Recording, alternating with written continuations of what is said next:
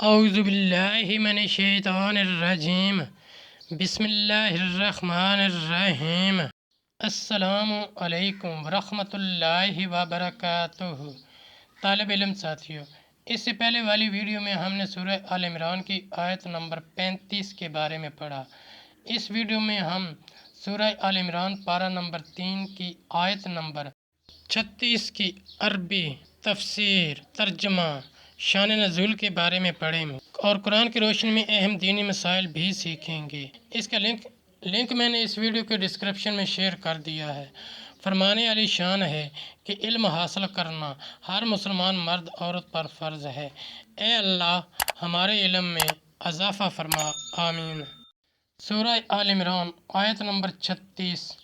فَلَمَّا وَضَعَتْهَا قَالَتْ رَبِّ إِنِّي وَضَعْتُهَا أُنثَىٰ وَاللَّهُ أَعْلَمُ بِمَا وَضَعَتْ وَلَيْسَ الذَّكَرُ كَالْأُنثَىٰ وَإِنِّي سَمَّيْتُهَا مَرْيَمَ وَإِنِّي أُعِيذُهَا بِكَ وَذُرِّيَّتَهَا مِنَ الشَّيْطَانِ الرَّجِيمِ۔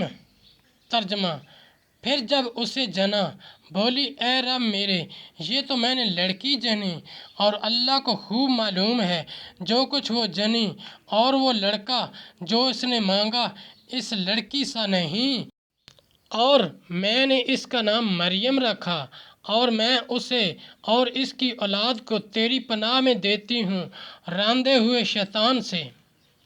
تفسیر: حنا نے یہ کلمہ اعتذار کے طور پر کہا، اور ان کو حسرت و غم ہوا کہ لڑکی ہوئی تو نظر کسی طرح پوری ہو سکے گی، کیونکہ یہ لڑکی اللہ کی عطا ہے اور اس کے فضل سے فرزند سے زیادہ فضیلت رکھنے والی ہے۔ یہ صاحبزادی حضرت مریم تھیں اور اپنے زمانے کی عورتوں میں سب سے اجمل و افضل تھیں۔ مریم کے معنی عابدہ ہیں۔